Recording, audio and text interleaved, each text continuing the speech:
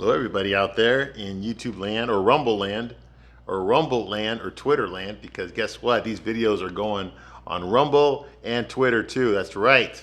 That's right. My Rumble account is Diego de la Vega Knows. Someone already took Diego Knows already for some crazy reason on there. So it's Diego de la Vega Knows. Just think about Zorro. Okay, just think about Zorro. Diego de la Vega Knows. That's my Rumble account, okay? And also on Twitter.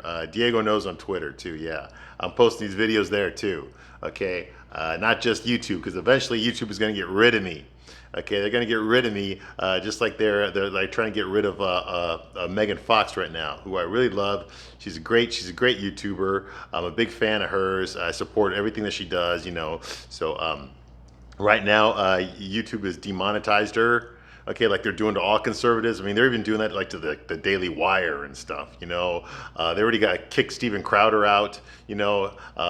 You know, and they're trying to do it now to Tim Pool too, you know. So I mean, they're really getting rid of anybody that has common sense on YouTube. Okay, they're gonna try to demonetize them, suppress them, shadow ban them, all sorts of shit, because they don't want the message getting out there. They don't want the truth getting out there. Me, I'm small fry. Very few people watch my videos, you know, but what I speak is the truth, okay? And they're scared of the truth. They don't want people talking about the truth, okay? They want you to keep feeding you this bullshit narrative, okay? This bullshit woke ideology, trying to make it look like it's the popular thing, when the truth is it's not. It's just the people with the blowhorn, with the speakerphone, are the only ones that have it, okay, that are speaking this shit, okay? The majority of us have rejected this shit, okay? And it's so freaking obvious. I mean, just look at Hollywood. Look at the TV shows that are getting canceled.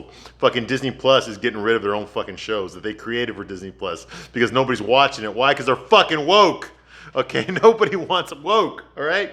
It's only the rich fucking people, okay, that live in LA and fucking New York, you know, and the big major cities. They're the only ones that want woke, okay? They're not speaking for the rest of the country. We are rejecting it. We are rejecting it, okay? And it's a beautiful thing, all right? But because they can't control it, they can't control us. They got to suppress us. They got to fucking, you know, hide us. You know, make sure nobody hears about it. Nobody reads our books. Nobody watches our videos. Nobody listens to what we're saying, okay? That way they can keep the illusion that the majority of our country is in line with them, when the truth is they're not. They are a small minority, okay? And the fact that we're kicking their ass, okay, that they're losing money, they're going bankrupt left and right, it's a beautiful thing to watch, because they did it to themselves. They burned themselves, okay? You know, you got to remember, we are a capitalist government, okay? We're all about the free market, okay? The market will decide what our culture is. The market decides it, okay? Not the people, not the fucking executives of the corporations. They don't get to decide what the country wants. The market decides it, okay? It's called capitalism, okay? If something is selling, that means people like it. If something's not selling, that means people have rejected it, okay? So people have rejected woke, in case you haven't noticed. The real scary part is that so many of these corporations they are gonna kamikaze this shit, dude. They will go down with the fucking shit, man. They will. Whatever they got left, whatever money they got left, whatever kind of loans they got from fucking BlackRock or Vanguard, okay, the DEI loans that they secured, okay, whatever money they got left over, they are going to throw all of it into fucking suppressing the truth. They will go down with the fucking ship. They're not even going to try to bail out. Okay, they're going to go down fighting. Good. I hope they do, okay? I hope they do, okay? Zealots out there, okay? You know, when I was in the Marines, they used to say, your job is not to die for your country. That is not your job. When we're at war, your job is not to die for your country. That's not the goal, to die for your country, okay? That's their job. That's the enemy's job.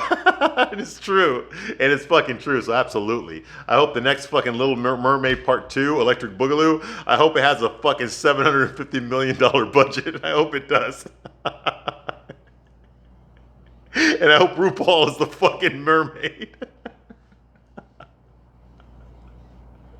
And I hope Elton John is the fucking Prince Eric. That would be awesome. I want to see that movie. I will go see that fucking. I already said it. Okay, they make that movie. I'm gonna go see it fucking 5 fucking times. 5 fucking times. Please make that movie. Please make that movie. Okay. Anyway, we're not talking about that shit though. We're talking about this woke piece of shit. Fucking. Yes, I said woke. This woke fucking piece of shit, okay, calling Just Like Crap. Now, something I want y'all to know about these reviews here, okay? I'm telling you the truth here. I got nothing to gain by lying to you, okay? I'm not going to lie to you. I'm not going to bullshit. I'm not going to disrespect you that way, okay? I'm not going to tell you something you want to hear because I want you to watch my videos. I'm going to tell you something. Some of the truths I'm going to tell you are going to be very uncomfortable, okay? But I'm sorry. It's the way that I think, okay? It's the way most straight guys think. Okay, a lot of this shit on the show. I mean, the show was not made for me. It was made for gay guys and women. Okay, middle-aged women. Okay, that's what it was made for. Okay, and I'm gonna judge it based on its own merits. Okay, obviously it's pushing a political message. He was doing it back in the '90s too. Okay, that you can be beautiful. Women can be beautiful at any size, at any age. Bull fucking shit. You know what happens when every woman is beautiful? No one is. Okay, so no, that's not true. Okay, but what they're trying to push that here as well. Okay, now you can be fucking 57, 58, 60 years old and still get laid. Okay, well, yeah, of course. Okay, but you can't get laid to fucking male models trying to become actors. I mean, podcast producers. Okay, it's not gonna happen. You're past your prime. Okay, you had that time already. You already had it. What'd you do with it when you had it? Exactly. That's what life's all about. We're not gonna be here forever. We're not gonna be young and beautiful forever. Okay, no. Okay, we get older, we age. You know, hopefully we get wiser. You know, we get smarter as we get older. We don't get better looking. Okay, it happens to everyone. Okay, so don't tell me about it's not fair. That happens to everyone. Okay, there's shit that men have to go through as well. That's not fucking fair. That you don't have to go through. Okay, but what the fuck, you know? Anyway, but we're talking about it in Just Like Crap, so that's what we're talking about today. Okay, this is season 2. This is season 2, episode 1 now. Okay, that's what we're talking about now. Season 2, episode 1, okay? A couple things I want to talk about here.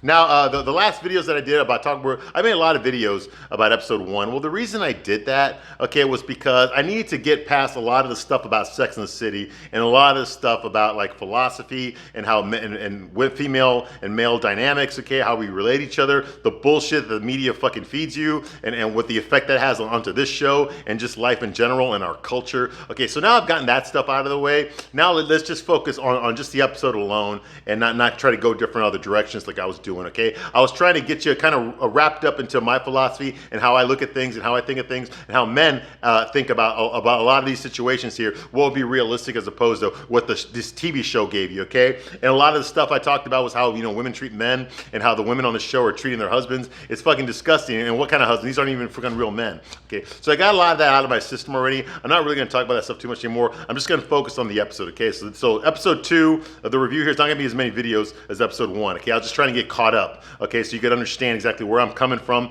and that way you can figure out why I'm saying the things that I'm saying as we go forward, okay? So here we are, okay? Like I said before, if you're easily offended, if you're easily triggered, get the fuck out right now. I'm not going to censor myself to spare your feelings, okay? The real question you need to ask yourself is, can you handle it? Can you handle the truth? Because I don't think you can. In fact, I know you can. I know you can. Okay? Yeah. If you want the truth, you watch this. If you want to live in fucking lollipop land, okay? You want to live in fucking lollipop land? Go watch those fucking reviews, okay? I'm sure they'll fucking eat your pussy and they'll suck your husband's dick too while you're at it, okay? Hey, go watch those reviews. I'm going to tell you the fucking truth, all right? All right, so here we go. And Just Like Crap, Just Like That, season 2, episode 2. What is the name of this episode? Who gives a fuck? That's the name of the episode. Okay, so now where we left off last episode is Carrie decided to wear her wedding dress. I did check. Okay, it was a Vivienne Westwood dress is what she wore. Yes, it was the wedding dress she was supposed to wear on her wedding to Big back in the Sex and the City movie, the first Sex and the City movie, okay? That was the dress that she was supposed to wear, okay? But then Big stood her up. Remember that? She threw the flowers at him, all that shit. Okay, so now she's wearing it again to go to the Met Gala. So this dress is what, 12 years old now? Something like that? Yeah, it's old now. 12, 13 years old now. But she's wearing it. She kept it all this time because she did marry Big, but you know, they had a modest wedding. They went to the Justice of the Peace. It was real simple and easy. Okay. So what we see here, the first thing we see is Seema, okay? Seema the Beema, all right? And she's walking down the street like she's fucking Joan Collins, and she's not, okay? She's not Joan Collins, okay? She's a good fucking, a good 30 years older than fucking Joan Collins was in her prime, and a good fucking 150 pounds heavier. But she thinks that she's Joan Collins, so she's walking down the street in a fucking cheetah outfit, okay? That would have made a Christian Wiig in Wonder Woman 84 jealous, okay? Yeah, okay, she's wearing that, okay? I guess she's auditioning for that movie. Anyway, with the cheetah prints and all that stuff, she's walking down the street. She got her, of course she has her fucking, her headscarf on, because what diva doesn't have a fucking headscarf? And she got the big fucking sunglasses on too as well, because you know, that shows how high value is and not how insecure this middle-aged fat woman is, okay? Why am I talking shit about Seema? Because so far this episode, since the one episode that we've seen in this season, okay, she's been a fucking bitch and a half. Now I understand that Zed, her boyfriend, okay, that he's maybe not the best guy for her. Okay, and I get that. Okay, but to me, it looks like once again, okay, the man is the fucking asshole, and therefore it gives her the right to treat him like total fucking shit. Okay, because he left out some information. Okay, no, the guy's not an asshole. He's a dumb fuck. He is a dumb fuck, all right? And I can understand that men piss off women all the fucking time, but how you handle it, okay, it says a lot about your character, okay? It says a lot about who you are, okay? She doesn't have to fucking, walk out of there and fucking like a boss bitch every fucking time a guy pisses her off, okay? She can just fucking walk away nicely, okay? Guys, we have to do that all the fucking time, okay? I used to work in customer service, okay? I know what it's like to be fucking disrespected by women over and over and over again for shit that's not your own fucking fault, okay? But you gotta be professional about it, okay? Or you gotta leave the conversation early, okay, before things get too fucking heated, okay? There's many times that women have told me off for stupid shit. I used to work, I used to have to sell things once, okay? And sometimes these people, we used to fix cars, all right? So I would tell them there's something wrong with your car, and this is how much it costs, and this is how long it's gonna take for us to do it. And they would fucking call me every fucking name in the book. They'd make fun of my mom. They do all sorts, and I'm just supposed to fucking, okay, I'm sorry you feel that way, man, but I'm sorry I couldn't help you. That kind of thing. They're trying to talk me down, try to get me to fucking lower the price or something. I was like, dude, this is the lowest price, okay? And if we don't do this, if we leave something out, your car's gonna break down again within a couple of weeks. You're gonna bring it back, So we have to do it right the first time, that kind of thing. And I would get just fucking disrespected, but you just fucking walk it off. You don't take it personal, okay? But you don't have to do that in your professional life, and Seema most definitely does not do that, okay? So if she feels that this guy is disrespecting her, she'll fucking tell him off, okay, and fucking try to look good doing it, okay? Well, I'm sorry, that would work if you were a hot 28-year-old, but you're not, Seema. You're like in your 50s now, okay? And it's just this whole boss bitch attitude just does not work. It does not fit her, okay? What I want to see, I liked Seema in the first season because I knew that she was just a walking ball of insecurity, and I get it. She hit it with her fucking diva-like behavior, okay? But I could see that there was actually a very scared and lonely person underneath, and that endeared me to her because it made me want to root for her. It made me want her to find love, find a good guy, okay? Because a girl like that, I understand why she's doing it. She's doing it because she's just coping as best she can, and I can understand that's very relatable. I can understand that. I can feel sorry for her, and I can also root for her. That's the way I felt about Carrie for most of the original series, Sex and the City, is I rooted for her. Okay, yeah, she's not a perfect person, okay? She's got a lot of faults, but damn, she's not a bad person. She's not an evil person, okay? And sometimes some of the things that guys did to her were not right, okay? And when those things happened, I condemned the guys and I praised her, okay? But when it was the other way around, when she was the one that did the fucked up shit, like with Aiden, okay, I condemned her and praised him. Well, I didn't really praise him. I called him a fucking cuck because he was a fucking pussy for letting it happen and taking her back. Okay, so no, but the point is, okay, is that as long as the characters are relatable and realistic, and they have some sort of vulnerability, okay, then I can fucking relate to them, and then I can care about who they are, okay? And I cared about Seema last season, not so much right now. Right now, she's just a fucking diva bitch, all right? So that's going on here, okay? Okay, we see a Lincoln. The episode starts off with Lincoln. Okay, that's Carrie's boy toy fucking booty call. Okay, they're in the fucking studio, the podcast studio where they do their Sex and the City podcast, and they're recording commercials. Okay, on the microphone. Okay, and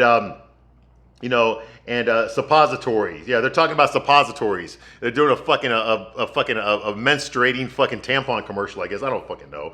Okay, and he's acting really nice, okay, and agreeable with everything that she says because he's fucking sliced white bread. That's all I know he's Latino in real life, but he's just fucking bland and boring. Okay, there's nothing interesting about him. He fucking watches cooking shows on his laptop when he's at fucking Carrie's house. Instead of boning her, okay, he's watching fucking cooking shows. Who gives a fuck? He doesn't even fucking cook. Okay, even told her that. I don't fucking cook. I just like to watch cooking. What kind of a fucking straight guy just likes to watch cooking shows when he's got a piece of ass right next to him in bed? Exactly, okay? He's a fucking closeted homosexual, just like every other guy in this fucking show is, all right?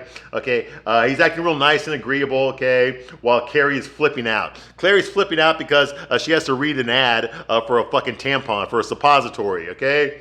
It's basically a vagina fucking commercial that she has to record, and she doesn't not feel comfortable doing it, okay? Now, there's something you got to understand about Carrie, okay? Most of you already know this, okay? Carrie is a fucking multimillionaire, okay? Did she work for that money? No, she didn't. She fucking married a rich guy. She married big. John Preston was a multimillionaire when they got married, and when he died, with the exception of the $1 million, yeah, who's got a fucking $1 million lying around just to fucking give to somebody after you're dead or put in your will, okay? With the exception of that $1 million that he left to his ex-wife fucking Natasha, okay, everything else he left to fucking Carrie.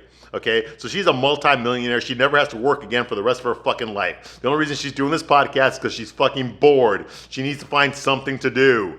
Okay? Okay, she needs to find something to do.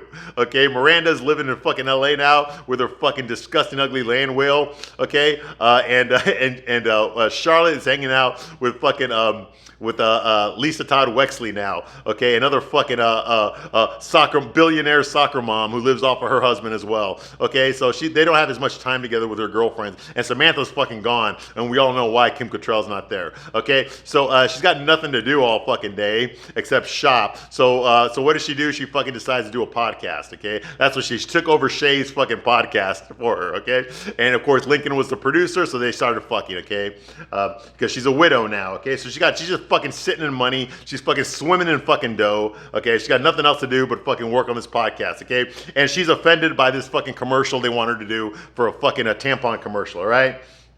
He said, promo code VAG in the city. Yeah, she doesn't want to do it. She refuses to do it, okay? Because she's got fucking standards, okay? Yeah, she's got fucking standards. Get the fuck out of here, all right? So anyway, Seema acts like a boss bitch, okay? And she walks into this fucking salon with her fucking, her headscarf and shit, and her cheetah fucking clothes, her tight cheetah clothes that she's fucking popping out of, and her heels and her sunglasses, acting like a fucking diva, even though she's not. She's just fucking projecting her insecurity. And she walks over to go see Juan Jose. That's her gay hairstylist.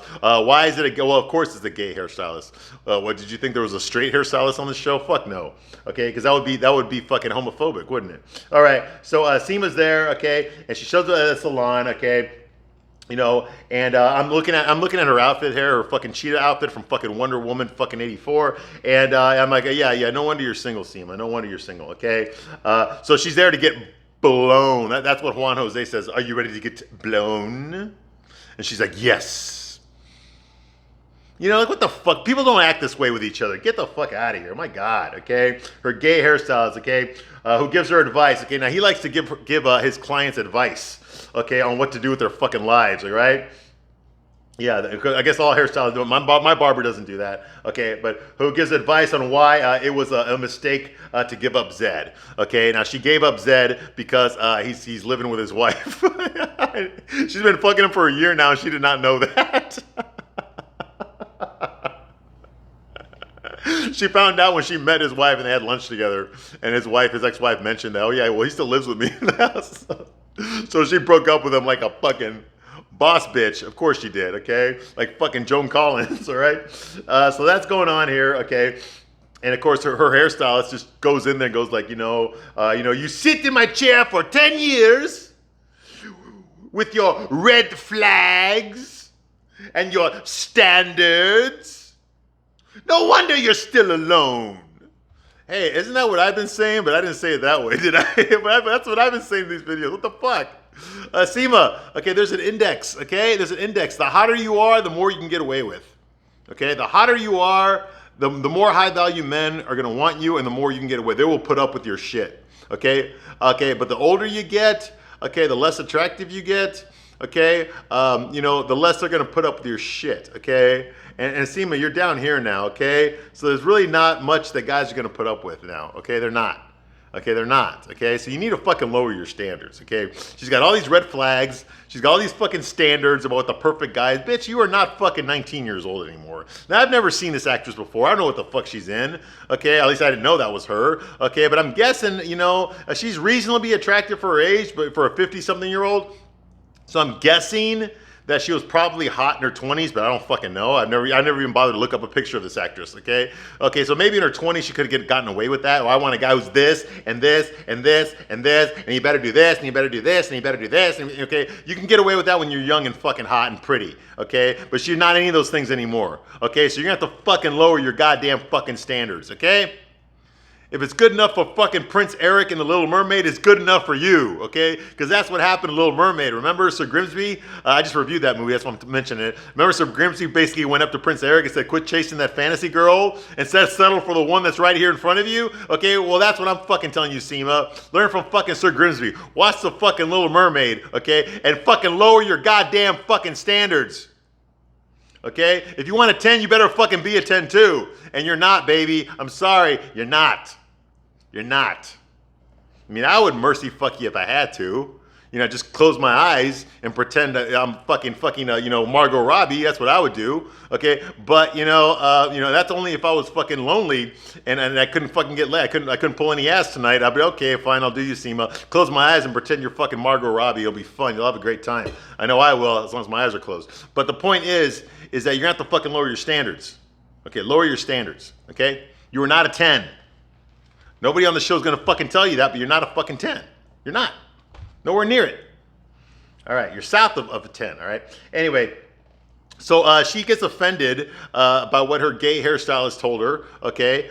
Basically what I was telling her, okay, and Seema gets up and she leaves, and of course she leaves like a fucking boss bitch. I pay you to blow me, not to shrink me. And she walks out of there, okay? And of course the fucking hairstylist is like, he starts doing his own hair, because, in that gay way that he does. What the fuck, dude? I think it's a fucking cliche. Yes, I know there's a lot of gay hairstylists out there, but why does every fucking hairstylist have to be gay? Why is that, okay? Come on.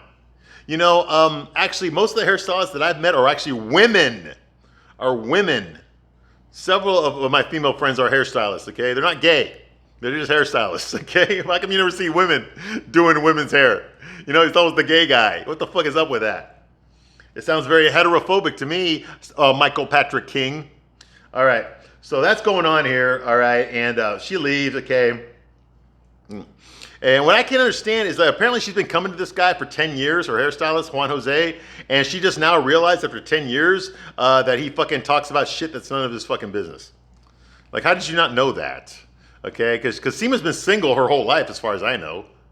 So I'm pretty sure he's heard all of her dating stories. Why would she just now take offense to what he said? What the fuck? Anyway. Okay, next scene, Miranda is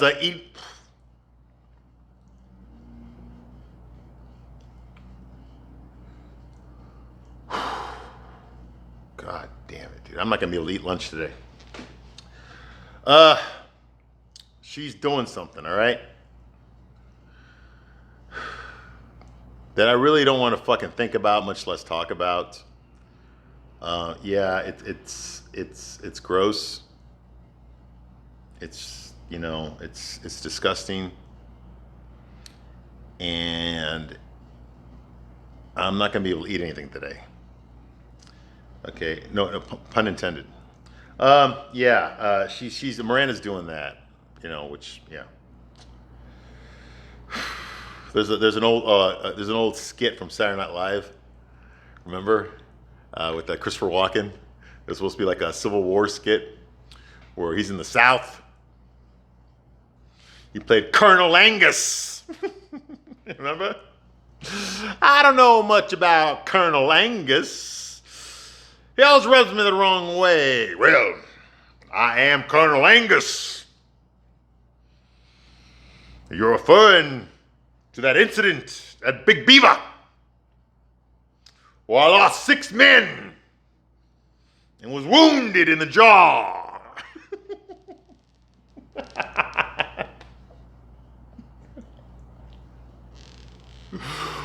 Oh my God. Yeah, dude. Yeah.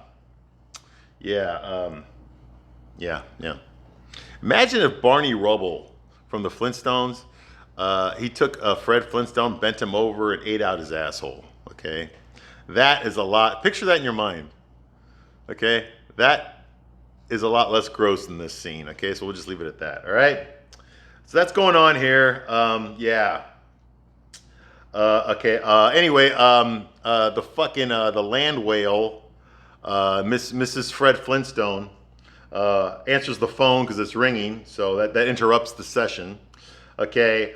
And it's the showrunner. No, not the showrunner for this show. It's the showrunner for the fake show called Shay Pasa. That's the fucking sitcom starring Tony Danza and fucking Shay, who gives a fuck what her last name is. Okay, her. Yeah, I said her. Okay, because she's a fucking ugly woman, but a woman nonetheless. Okay. She's on the phone and she needs her to come over to the studio immediately because there's some sort of a fucking crisis going on.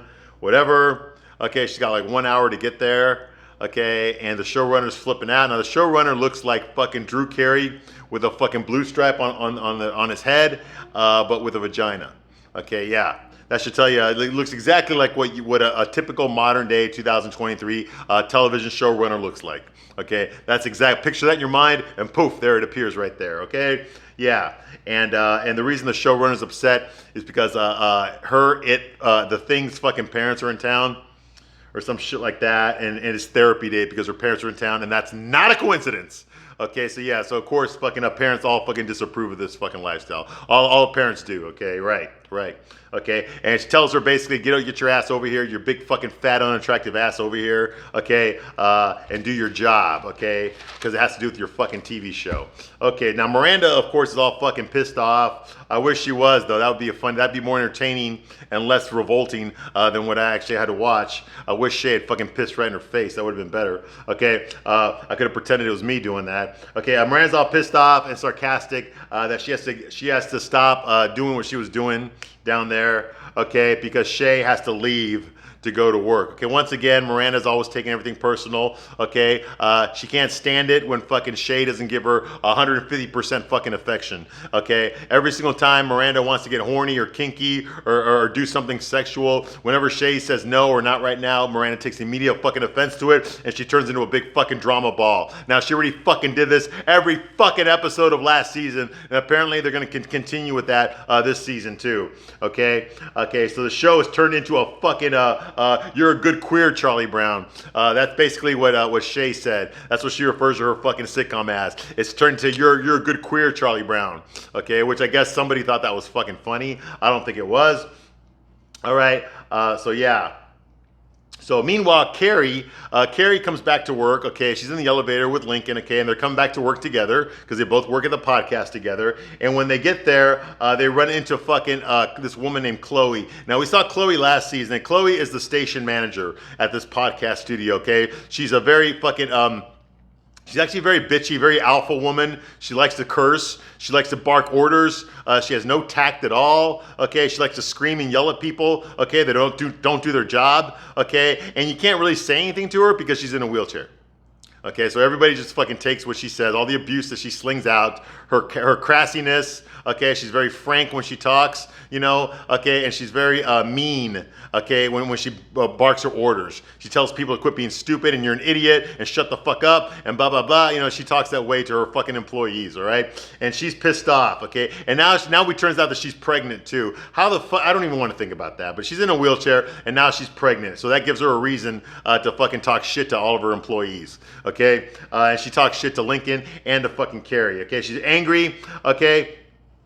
She's angry because Carrie refuses to do the fucking the vaginal commercial on the air. Okay, she refuses to say the word suppository. Okay, she will not do the vag ad. Okay, and she tries to explain herself like, hey, listen here, I don't feel comfortable. Now what Carrie is not thinking about is that everybody that works at this fucking podcast studio fucking needs to fucking work there in order to fucking pay their bills. Unlike Carrie, who does not need to work there because she's super fucking rich, because she got her money the old-fashioned way. She fucking married it, so she never has to work another day in her whole fucking life. But everyone else, including fucking her boy toy Lincoln there, has to work in order to fucking pay their bills. It's not a good time in 2023 to be fucking unemployed and living in New York City.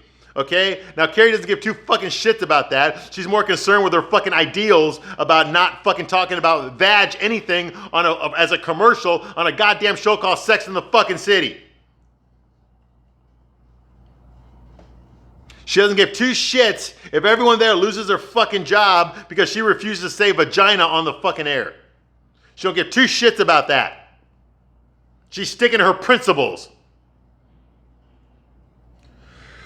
Yeah, anyway, so that's going on here. And basically, Chloe, the crippled station manager, tells her, well, then just, if you don't like the script for this commercial, then just rewrite the motherfucker. You're a writer. Diva. Put it in your own words. So she basically tells her, hey, listen, motherfucker, okay, it's everything I got to fucking keep this station together and to keep everybody here employed, okay? I cannot be turning away sponsors because my fucking diva fucking podcast woman refuses to fucking do an ad that they're paying us money for, okay? So if you don't like the fucking script they give us, then just fucking rewrite it, but you're going to do the fucking ad because we need to, otherwise we're going to go out of fucking business. That's basically what she tells fucking Carrie, but Carrie doesn't give a shit. because she cannot say vagina on the air. Okay. Meanwhile, Lisa Todd Wexley, the above average looking fucking semi pretty, the pretty girl woman there on this show who became a main character all of a sudden, despite the fact that she's not allowed to sit at the table with the other three women. Okay, she arrives home with her daughter. I guess from school, whatever, and her husband Herbert, Mr. Mangina himself. Her husband there is pissed off because they're late. Okay, his mother is coming into town, is going to stay with them, and she's going to arrive in 20 minutes, and everything has to be perfect for when his mother arrives. Okay, because he's a fucking mom. Of course he is. Of course he is. Okay, and he's got to do his daughter's hair. He cannot have her hair look like that. Okay, all frizzy and shit. Okay, before his mother arrives. Okay, so the very next scene that we have there is we have Lisa and Herbert are doing their daughter's hair, and Herbert is actually doing it faster and better than the fucking mom is.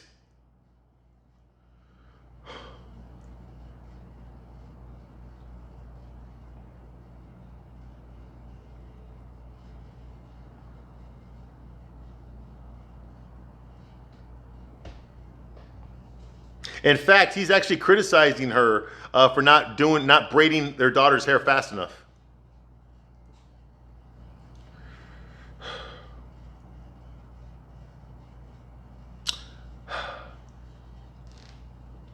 And then he says, it's very important to Grandma how you present yourself. Really? Is that why you're wearing a fucking pink shirt? You goddamn fucking pussy. I want to use another word, but I can't. His pink shirt and his purple tie. And he's talking about how important it is they present themselves well to his fucking mom. Okay. All right. Okay, I'm going to stop right here. But I'll be back shortly to continue my review of And Just Like Crap, Season 2, Episode 2. I thank you very much for watching this long, and I will see you soon on the next one. Bye.